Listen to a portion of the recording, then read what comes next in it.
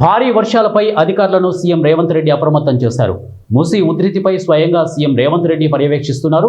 Hydraa, GHMC police అధికారులను అప్రమత్తం చేశారు.